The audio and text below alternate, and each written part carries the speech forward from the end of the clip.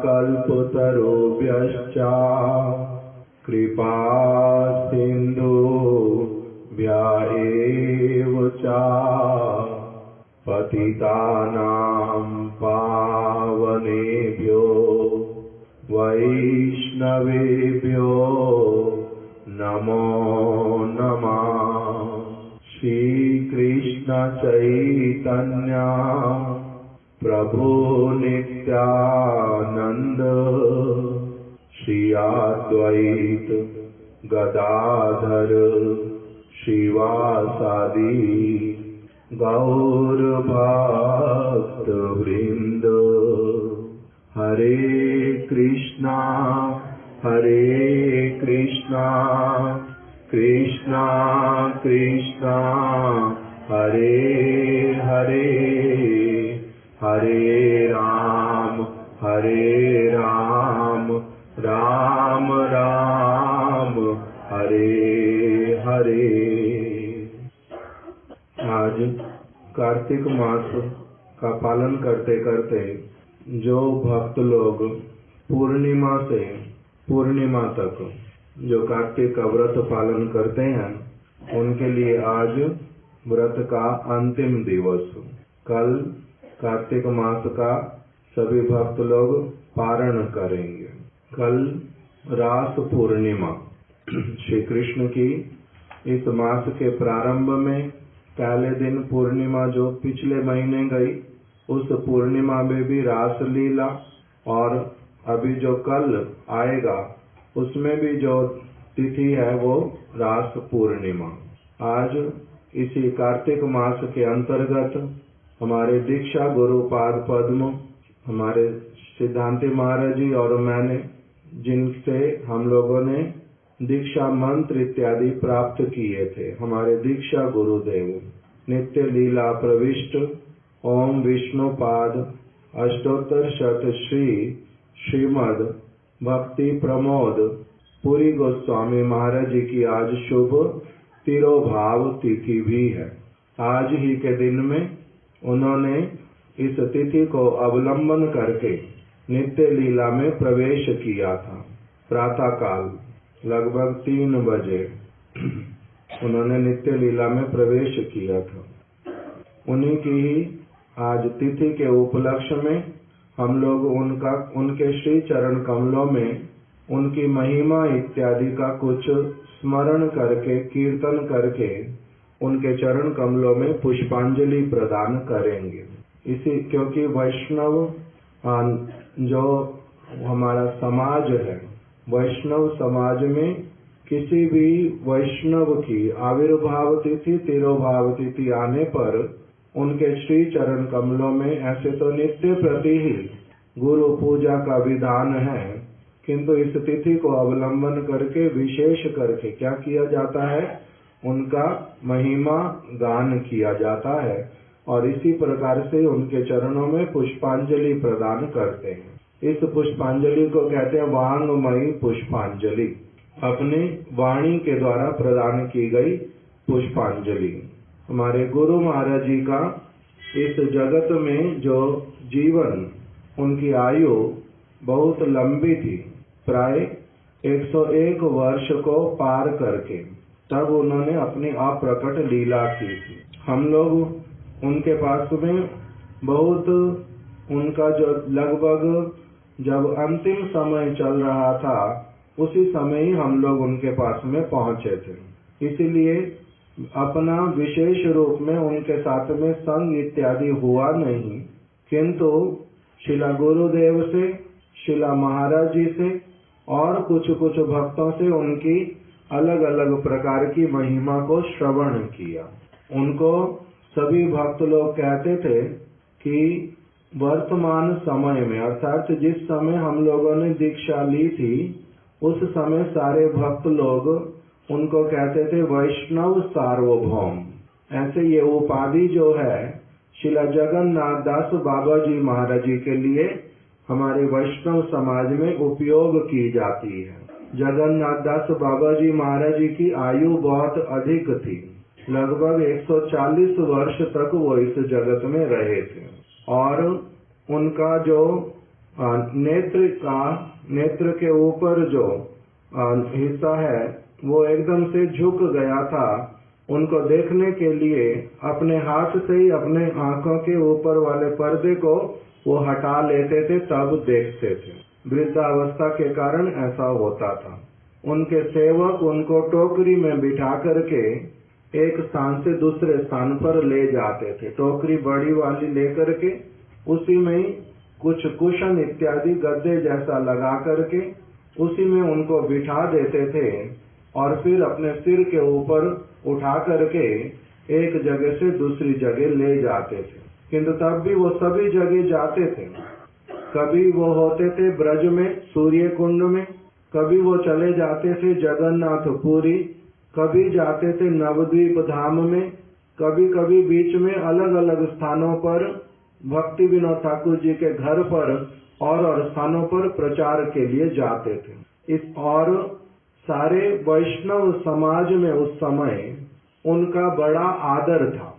उनके विचारों को, उनके सिद्धांतों को सारे वैष्णव लोग नतमस्तक होकर के स्वीकार करते थे। ऐसा उनका पवित्र चरित्र था।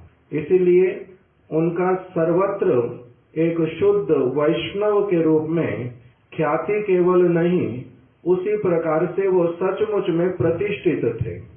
इसलिए उनको कहा जाता था, ये कौन है? वैष्णव सार्वभौम। सार्वभौम का अर्थ क्या होता है?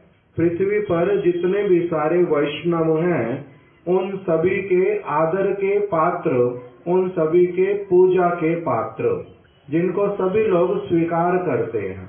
इसी प्रकार से जब हम लोगों का हमारा गुरु महाराज जी से दीक्षा हुआ तो उस समय वृंदावन में जो प्राचीन भक्त लोग गुरु महाराज जी को जानते थे अच्छी तरह से, पुरी में तो गुरु महाराज जी रहते ही थे, मायापुर में भी भक्त लोग सारे उनको कहते थे कि ये वैष्णव सार्वभौम है।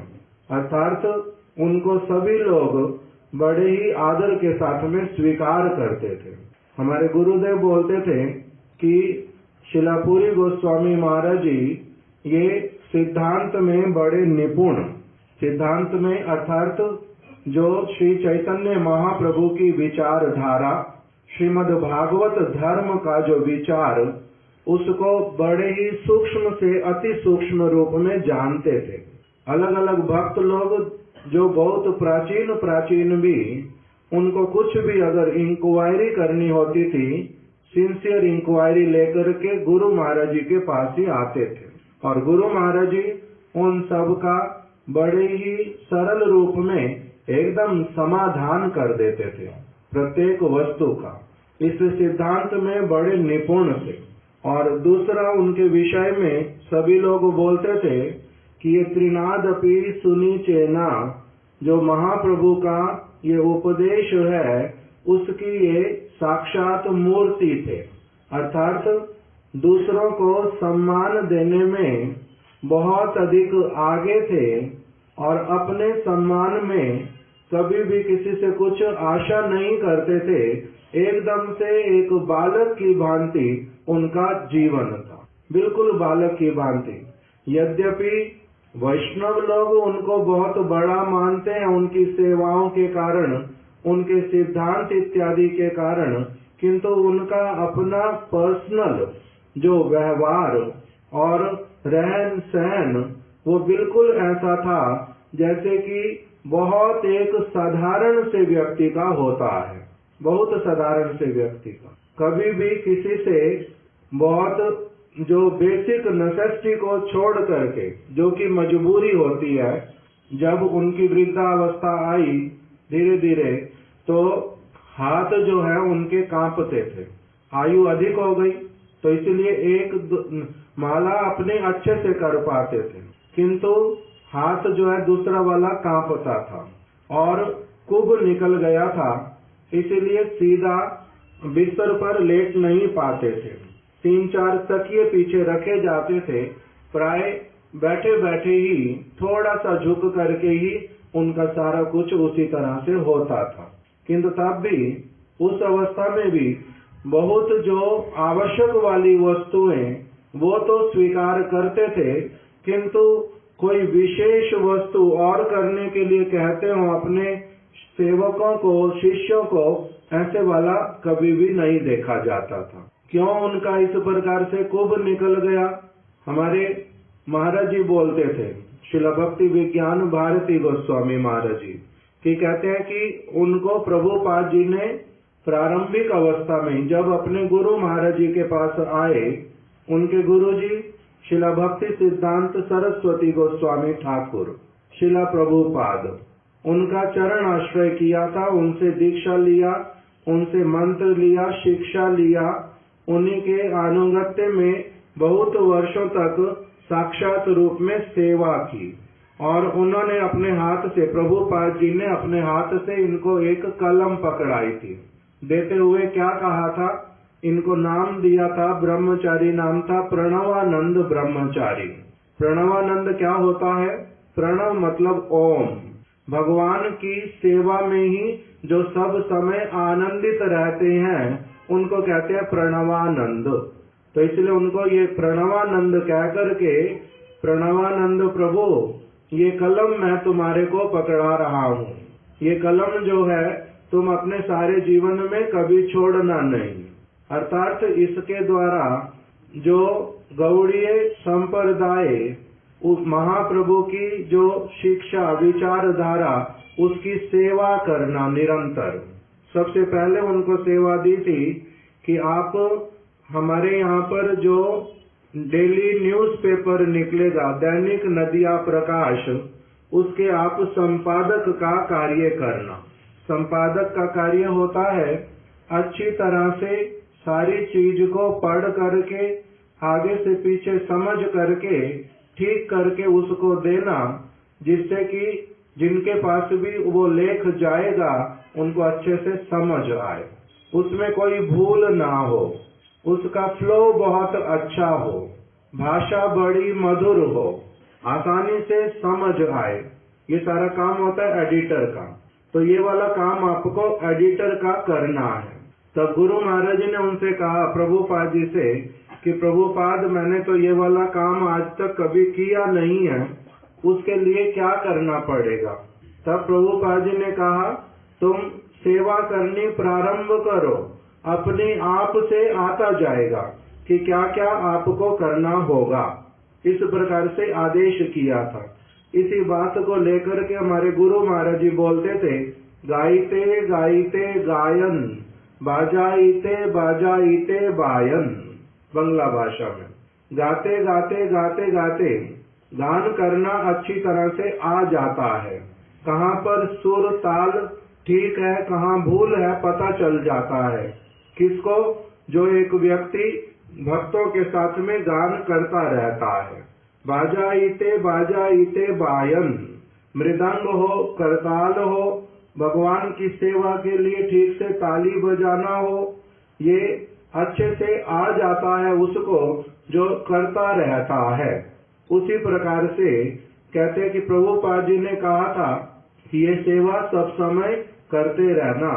इसलिए उन्होंने उस वस्तु को सारा जीवन अपना करके रखा, वही सब समय करते थे, वृद्धावस्था आने पर भी। इसलिए बैठे बैठे झुक करके काम करना पड़ता है सब समय, ग्रंथ इत्यादि को देख करके। इसलिए आयु आते आते कुब निकल गया था। हाथ कांपते थे।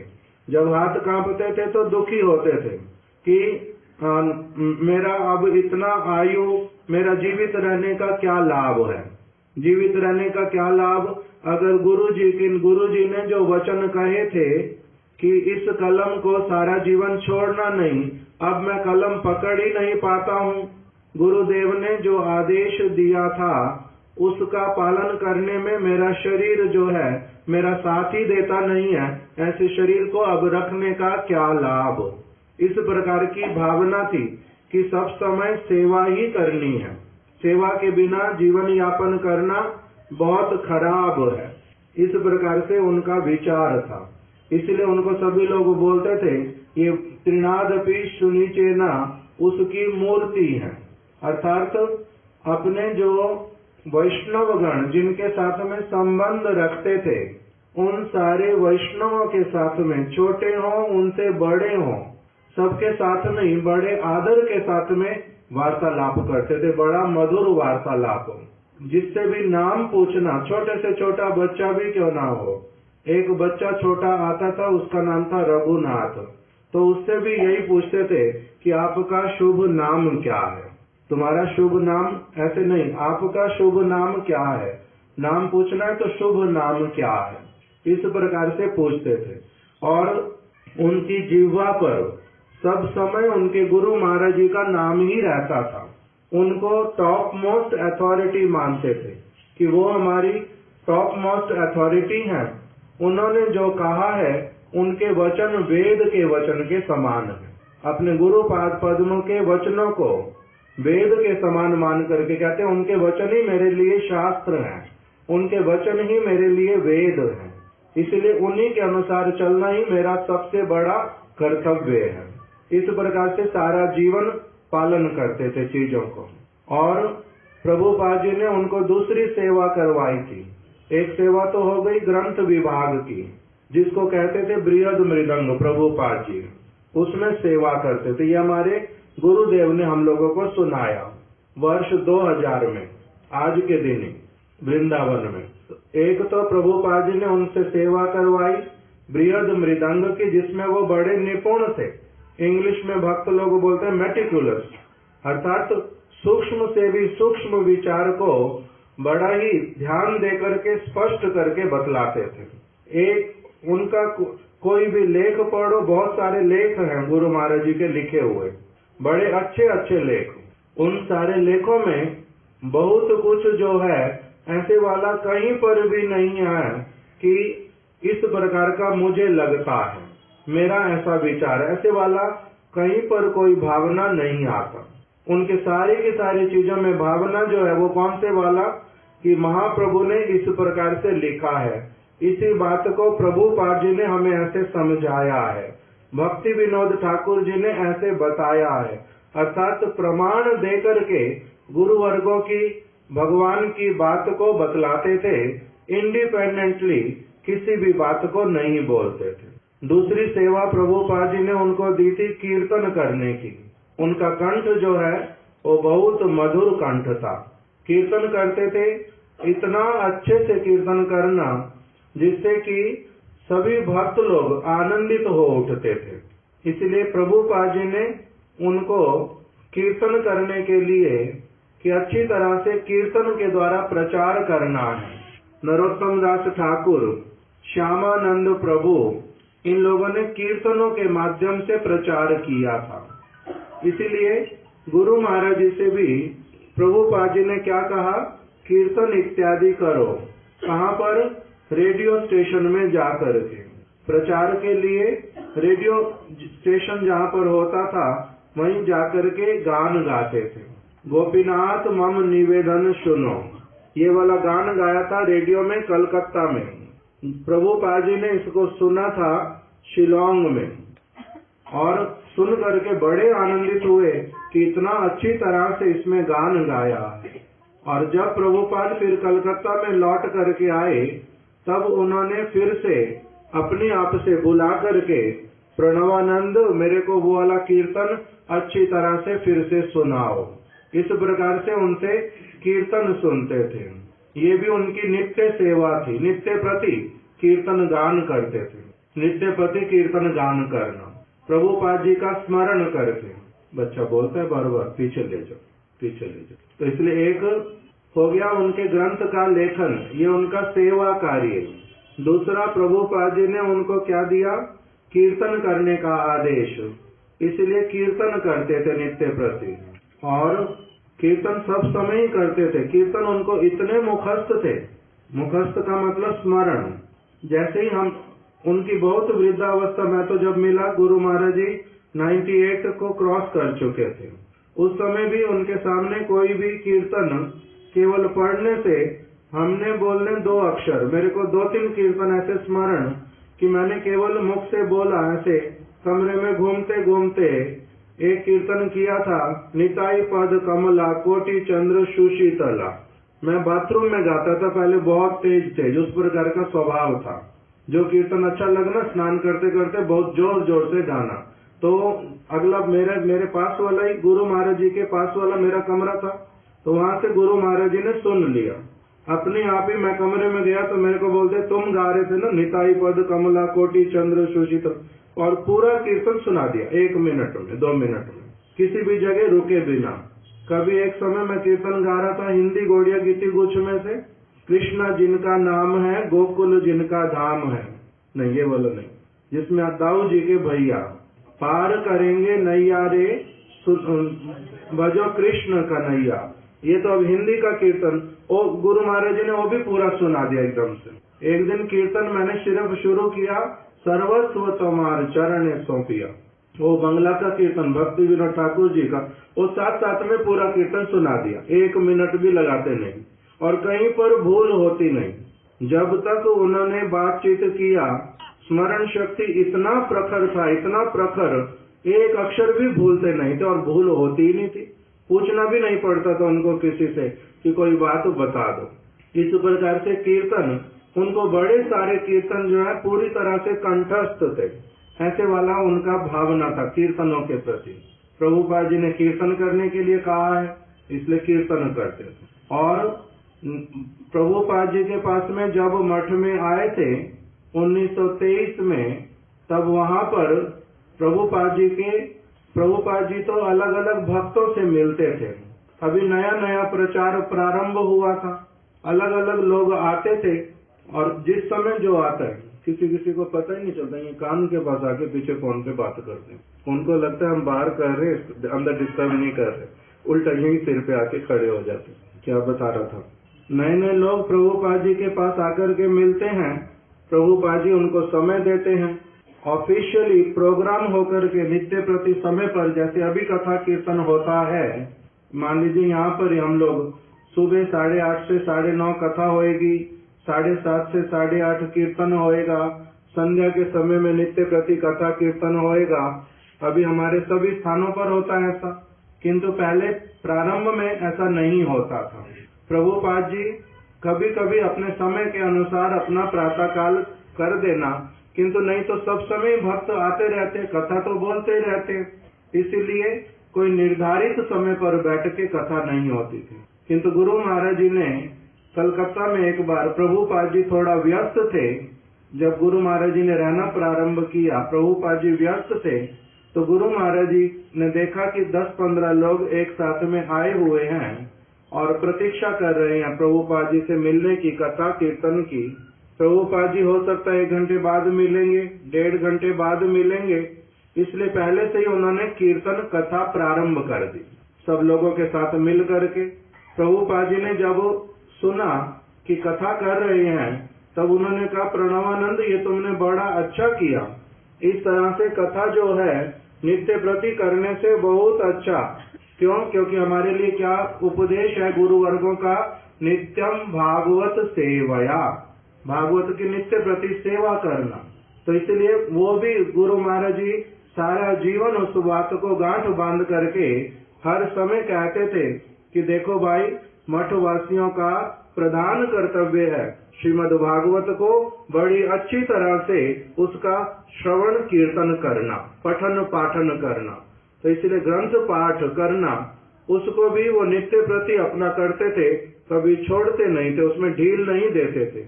बहुत वृद्धावस्था, आंखों में जब दिखाई नहीं भी देता था, तब भी कौन सा लेंस बोलते हैं, मैग्नीफाइंग ग्लास, मैग्नीफाइंग ग्लास को मंगा करके हाथ में पकड़ करके, उसी से बड़ा दिखाई देता है, उसी मैग्नीफाइंग ग्लास से भी बैठ करके पढ़ते थे, पढ़ना नहीं छोड़ते।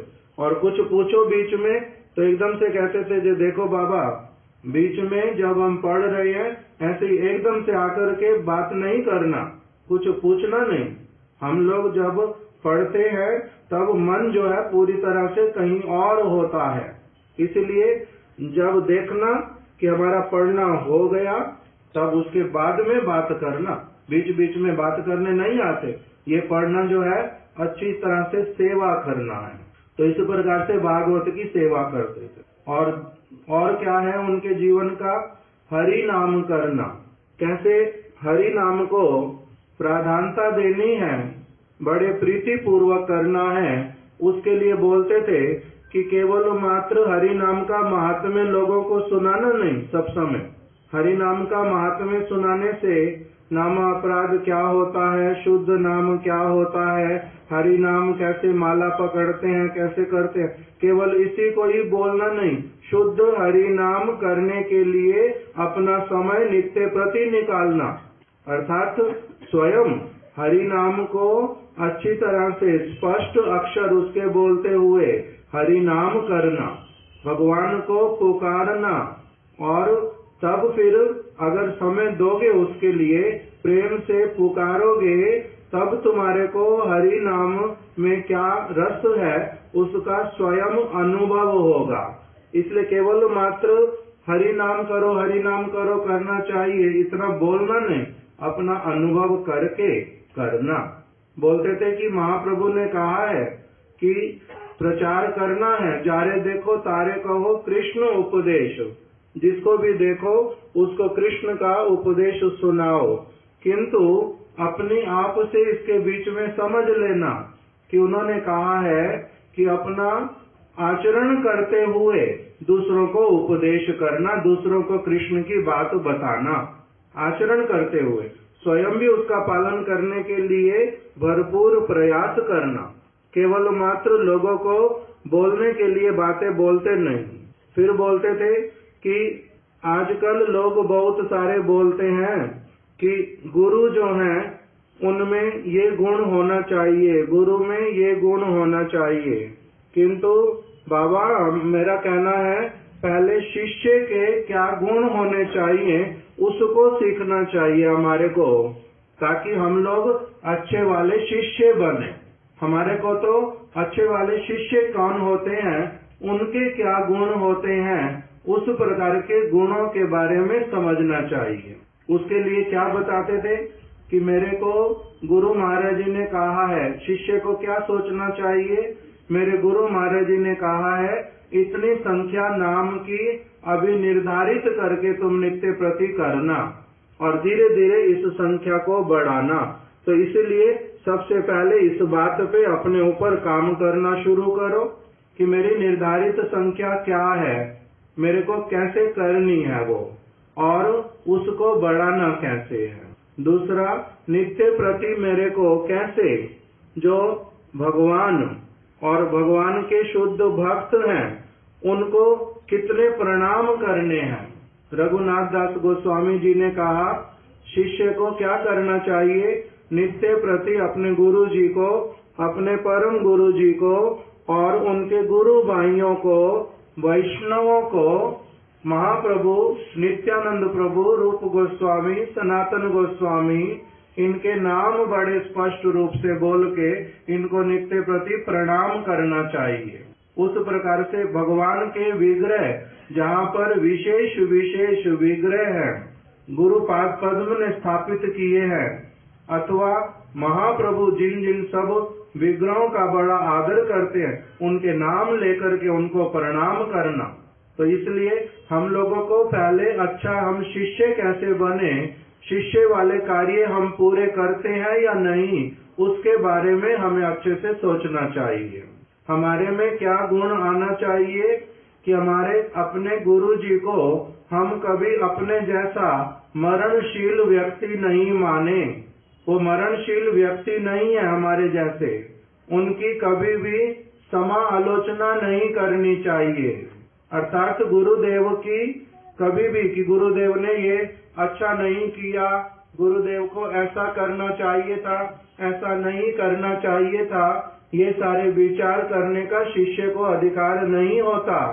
अगर उसको कुछ मन में आता है तब वो क्या करेगा, विनीत भाव से गुरु जी के पास में जाकर के पूछ लेगा, किंतु उसमें संशय करना, कहते थे अगर गुरु जी में संशय आ जाए तब क्या होता है, उसका सारा कुछ करना जो है वो निरर्थक हो जाता है। कौन बात करता जा रहा है? अगर भस्म में कोई घी डालता है उसका क्या फायदा होता है? भस्म में घी की आहुति देने से घी भी उल्टा नष्ट होता है। तो इसी प्रकार से कहते थे कि अगर जिनका अपने गुरु पाद पद्म में जिनसे मंत्र लिया, जिनसे दीक्षा ली, जो मेरे परम बंधु हैं, जो मेरे को बहुत बड़ा जो कार्य है जन्म और मरण की माला से छुड़ाना, जो मेरे को जन्म मरण की माला से छुड़ाएंगे, जो बहुत भयानक जो भव समुद्र है, जो मेरे को वो भव समुद्र पार कराएंगे, ऐसे गुरु पाद पद्म के प्रति यदि मेरा कहीं थोड़ा सा भी संशय आ गया तब फिर मेरी क्या दुर्गति होएगी। मेरा तो सारा कुछ जो है भस्म में घी डालने जैसा निरर्थक हो जाएगा।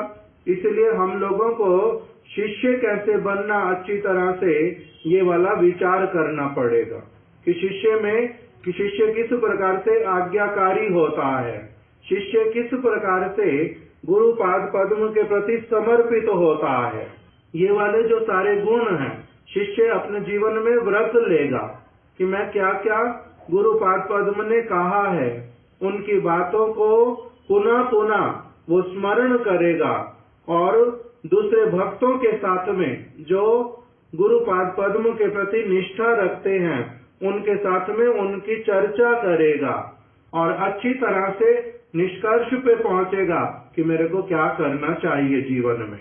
इस प्रकार से अच्छा शिष्य जो है उसके क्या क्या गुण होते हैं, उसको कैसा होना चाहिए, वो जब अच्छी तरह से पता ही नहीं होगा तो फिर शिष्य अच्छे कैसे बनोगे, महाप्रभु की सेवा कैसे करोगे, उनके प्रचार को कैसे कर पाओगे।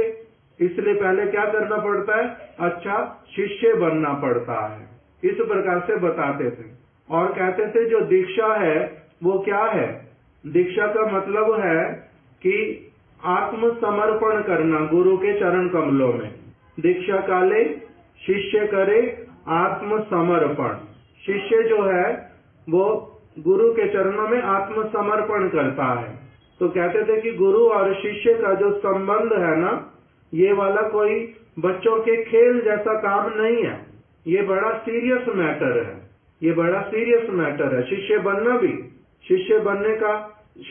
भी एक सीरियस सब्जेक्ट मैटर है कि मेरे को क्या करना पड़ेगा, अभी शिष्य वाले जो कार्य वो सारे करने पड़ेंगे, आत्मसमर्पण करना पड़ेगा। आत्मसमर्पण मतलब जो अभी तक मैंने सारा कुछ जगत के लोगों से, जगत वाली विद्या से मैंने जो सब सीखा है, मैं उस सारी चीज को अब पूरी तरह से गठरी में बांध करके फेंक रहा हूँ और मेरे गुरु पाद पद्म अब मेरे को पारमार्थिक शिक्षा जिस प्रकार से देंगे, मैं आज से एक नया छात्र बन करके उनकी सारी बातों को बिल्कुल एकदम बच्चे की तरह ग्रहण करते हुए प्रस्तुत होऊंगा। इसका नाम होता है आत्मसमर्पण करना, कि अब उनके विचार को श्रवण करूंगा, उसके अनुसार अपने जीवन में सारी चीजें पालन करूंगा, तब इसको कहते हैं शिष्य बनना। इसलिए कहते थे ये हो गया शिष्य बनना, कमिट करना पड़ता है, उसमें प्रतिज्ञा करनी पड़ती है। नहीं तो क्या होता है, कह रहे हैं यदि शिष्य वास्तविक रूप में अच्छी इस अंडरस्टैंडिंग के साथ में गुरु से दीक्षा नहीं लेता तो शिष्य के ऊपर जो मंत्र के देवता हैं वो कुपित होते हैं, क्रोधित होते हैं और उसको अभिशाप देते हैं। और जो गुरु वो भी अगर अपना उनका मंत्र इत्यादि उसमें पूरी तरह से निष्ठा नहीं हुआ, मंत्र के जो अधिष्ठात्री देवता हैं वो अगर उनको स्फुरित नहीं हुए हैं और वो आगे किसी को ऐसे ही मंत्र दे देते हैं, तब उससे क्या होता है, उनके प्रति भी मंत्र के जो अधिष्ठात्री देवता है वो कुपित होते हैं, उनको अभिशाप देते हैं। इसलिए गुरु को भी और शिष्य को भी बड़ा सावधान होना पड़ता। दीक्षा ऐसा वाला कार्य है। दीक्षा जो है, बोलते थे एक श्लोक कह करके कि ग्रंथ में बतलाया हरि भक्ति विलास में दीक्षा की पद्धति क्या है। उसमें जैसे एक व्यक्ति कांसे को रासायनिक क्रिया से कांसा जो है वो सोना बन जाता है। जो रासायनिक वस्तुओं को जानते हैं, रासायनिक क्या होता है, केमिकल, केमिस्ट्री, जो केमिस्ट्री को बड़ी अच्छी तरह से जानते हैं वो लोग क्या करना जानते हैं, कांसे को सोने में परिवर्तित कैसे करना होता है, रासायनिक क्रिया से वो करना जानते हैं। केमिस्ट्री जिनको अच्छे से आती है और जो ये काम कर लेता है उसको कहते हैं केमिस्ट। रासायनिक क्रियाएं जिनको करनी आती हैं अच्छी तरह से, केमिस्ट्री जिसको आती है अच्छी तरह से, वो केमिस्ट का कार्य करता है। क्या कर लेता है उसमें वो कांसे को सोने में बदल देता है, उसको ये गुण उसमें ये गुण है। उसी प्रकार से दीक्षा के द्वारा गुरु क्या करते हैं, गुरु दीक्षा विधान के द्वारा शिष्य में दिव्य ज्ञान प्रदान करते हैं और उसके पाप करने की प्रवृत्ति पूरी तरह से हटा देते हैं और उसको क्या बना देते हैं, वो यदि वो था काकेरे गरुड़ करे ऐसे तुम्हार गुण, यदि शिष्य जो है बिल्कुल खराब था, अच्छे संस्कार वाला नहीं था, कौवे के जैसा था, केवल कहाँ करता रहता था, उसको भी क्या कर देते हैं, अपने संग के प्रभाव से उसको बड़ा पवित्र बना देते हैं और उसके मुख से केवल सब समय कृष्ण की कथा ही निकलती है, उसको ऐसा बना देते हैं। पहले जो सब समय अपने भोगों में रत रहता था उसको कैसा बना देते हैं, अब वो अपने भोग के लिए कोई काम ही नहीं करता, भगवान की सेवा के लिए सब कुछ करता है। पहले वो पापमय क्रियाएं कर लेता था, दूसरे के हृदय को पीड़ा पहुंचाता था, अब जो उसको पीड़ा देता है उसको भी पीड़ा नहीं पहुंचाता, उसके भी मंगल की कामना करता है। इस क्रिया को क्या कहते हैं, दीक्षा। तो कहते हैं कि गुरु महाराज जी बोलते हैं, जैसे अगर कोई केमिस्ट्री अच्छे से जानता ही नहीं है और वो फिर रासायनिक क्रियाओं से कांसे को सोना बनाना जानता ही नहीं है, केवल अपनी क्या करता है, बड़बोला बन करके केवल बोलता है कि हाँ मेरे को भी कांसे को मैं सोना बना दूंगा, तो उसका कोई अधिक फल होगा जिसको आता नहीं बनाना।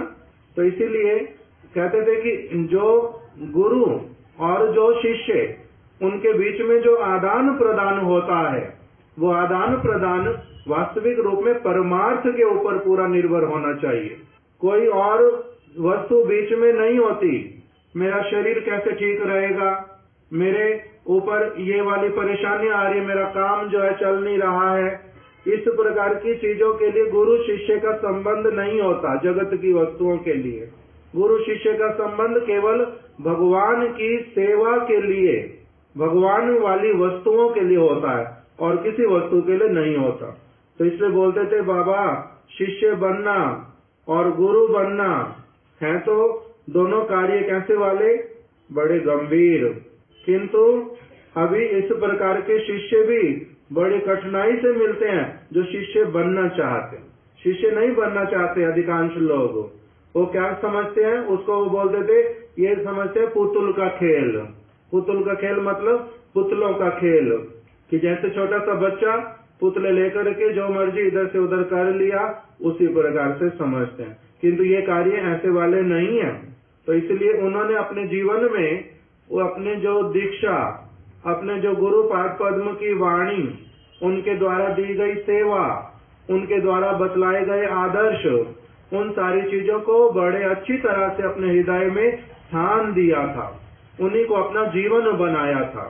इसलिए वो सब समय सेवा में निमग्न रहना, हरि नाम कीर्तन करना, माला के ऊपर जप करना, अपने मंत्रों को बड़े प्रीति पूर्वक बैठ करके करते थे, बड़े ही प्रीति पूर्वक। नित्य प्रति तिलक धारण करना, शिखा को बांधना, उसके बाद में उत्तरीय वस्त्र लेकर के मंत्र को जप करना, अपने गुरु वर्गों को प्रणाम करना, धाम की रज अलग अलग जगह की वो लेकर के, एक उनके पास छोटी सी पेटी थी, उसी में छोटी छोटी पूड़ियां सारी, ये उसके ऊपर लिखा राधा कुंड की माटी, कुसुम सरोवर की माटी, सेवा कुंज की माटी, ऐसे स्थान स्थान की लेकर के उनके पास में अपना एक छोटा सा बॉक्स था। जब उन्होंने आनी करना, हम लोगों ने वो उठा करके उनके पास में रख देना। आनी को पूरा हो गया, उन सारे स्थानों की रज को, जिसको उन्होंने अपने आप से इकट्ठा किया था एक समय में, कि मैं अभी वृद्ध होता जा रहा हूँ, फिर कभी जा पाऊंगा नहीं जा पाऊंगा, इसलिए वो रज लेकर के हर रोज वो अलग अलग पुड़िया को निकाल के नाम पढ़ के प्रणाम करते थे। जैसे पहले बताया कि वैष्णवों को प्रणाम करना, ठाकुर जी के विग्रहों को प्रणाम करना, लीला स्थलियों की रज को लेकर के पुड़िया को लेके मस्तक पे लगा के उसको प्रणाम करना, तो एक वास्तविक रूप में परफेक्ट जो शिष्य डिसाइपल वो किस प्रकार से गुरु के वचनों को अपने जीवन में इंट्रोड्यूस करके पूरी तरह से वो सारा जीवन करता है, उसी प्रकार का उन्होंने सब समय करके दिखलाया। भागवत को अच्छे से सुनना, ग्रंथों को अच्छे से उसकी बात को बता देना, उस प्रकार से उनका जीवन था। इसी प्रकार का जिनका जीवन होता है उनको क्या कहते हैं? महाभागवत। अर्थात भागवत में गुरु वर्ग ने जो जो शिक्षा प्रदान की है उसी को अपने जीवन में पूरी तरह से अपनाना, और उसको अपना करके फिर यदि किसी को कुछ बताना, कोई कुछ पूछता है तो उसी को वो क्या कहते थे? ये मेरी प्रभुपाद जी के प्रति सेवा है। जो उन्होंने मेरे को अच्छी से अच्छी बातें बतलाई, उनके माध्यम से मेरे जीवन में आई, मैं तो उनका ऋण कभी चुका नहीं सकता। उन्होंने मेरा इतना बड़ा उपकार किया है, उन्होंने मेरे को कहां से कहां तक का सारा सोच दे दिया है, इसलिए मैं तो उनका जन्म जन्मांतर का ऋणी हूँ, अपने प्रभुपाद जी का। मैं उनका क्या हूँ? कुकुर हूँ। मैं उनका कुकुर हूँ, मतलब कुत्ता हूँ, इस प्रकार से बोलते थे। और मैं उनका क्या ऋण चुकाऊं, उनकी क्या सेवा करूं? केवल जो उनसे बातें सीखी हैं उसी को ही बार बार दोहराता हूँ। अगर कोई उसको सुन करके लाभ उठाता है तो बहुत अच्छा है, बहुत अच्छा है। साधारण रूप में बोलते थे, जार नून खाओ तार गुण गाओ, अर्थात जिसका नमक खाते हैं उसका गुण गाना चाहिए। तो कहते मैंने सारा जीवन नमक जो खाया पूरी तरह से प्रभुपाद जी का खाया है। जार नून खाओ तार गुण गाओ, तो कहते उनका अगर महिमा नहीं गाऊंगा तो किसका गाऊंगा? जो जो उनके विचार हैं वही सारे आप लोगों को सुनाता हूँ। इस प्रकार से उनका जीवन था। सब समय हरि नाम करते थे, भगवान की वार्तालाप करते थे, और प्रभुपाद ही कह करके कोई भी बात पूछो कि प्रभुपाद जी का देखो इस श्लोक के लिए उन्होंने क्या लिखा है, प्रभुपाद जी ने क्या कहा है। इस प्रकार से उनका अपने गुरुपाद पद्म के प्रति निष्ठा था, अत्यंत गुरुनिष्ठ, और कभी भी स्वतंत्र जीवन पालन नहीं किया। उनका अपने जीवन के लिए वो बोलते थे, उसको एक प्रबंध में भी लिखा, स्वतंत्र जीवन बड़ो दुखमय। स्वतंत्र जीवन जो होता है बड़ा दुखमय होता है। इसलिए कहते थे हम लोगों ने अपने जीवन का गठन स्वतंत्रता वाला किया नहीं।